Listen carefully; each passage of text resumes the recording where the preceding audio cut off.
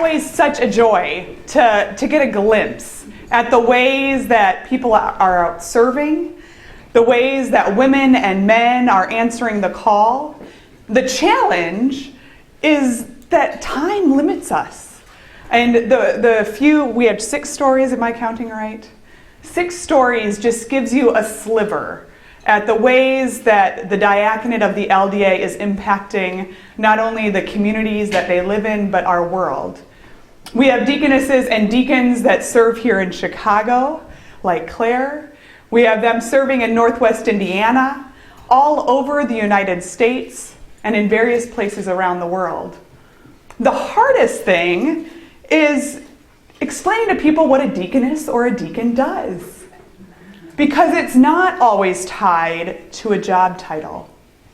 And in fact, in my job as co-director of education and formation, the greatest job in the world, which Diane told me as I was transitioning, and now I get to tell others, the hardest thing can be explaining to those that feel a sense of call, but don't know where it fits, exactly what it would mean at the end of the program. Because our program isn't just about getting a degree. It's not about just going to seminary and getting the classes done and coming out with the head knowledge you need to serve. That's a component. We require some academic courses to be taken. Some of our students take those at Valparaiso University. We have students at LSTC here in Chicago and at seminaries and colleges and online learning programs throughout the world. But there's more to that in becoming a deaconess or a deacon. There's more to being formed as the students are in process, and if we're honest, as we continue to be formed even after we get the big pin. We have components around spirituality and learning how it is that we interact with God. Where do we make sure our souls are being fed? How do we help in leadership of serving those around us and walking with them?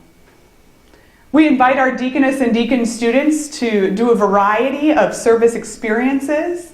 Like Nancy shared, they have a chaplaincy experience that's required. Some serve at homeless shelters, some are in churches, others venture off to the prison. All exploring those various places where we are called to serve as that bridge between church and world. And then we have that other piece that sometimes is what draws people in to kind of finally say, I'm willing to answer that call. And that's community.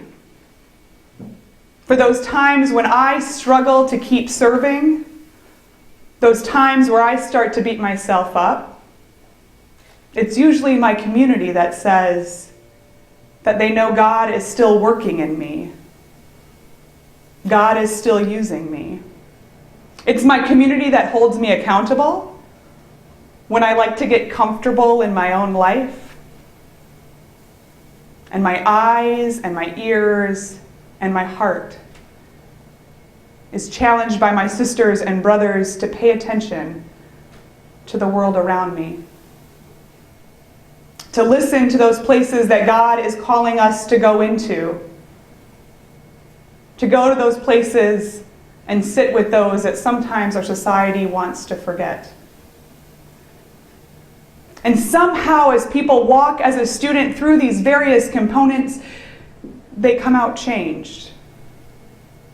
They come out ready to say yes, to live a life of faith and action, and say yes to continuing to being formed, realizing the journey's not done yet. And I get to glimpse that transformation as it happens. It's pretty easy to go on Facebook or the internet, or even, let's be honest, sitting in the pews of our churches and hear stories about why our church is in despair.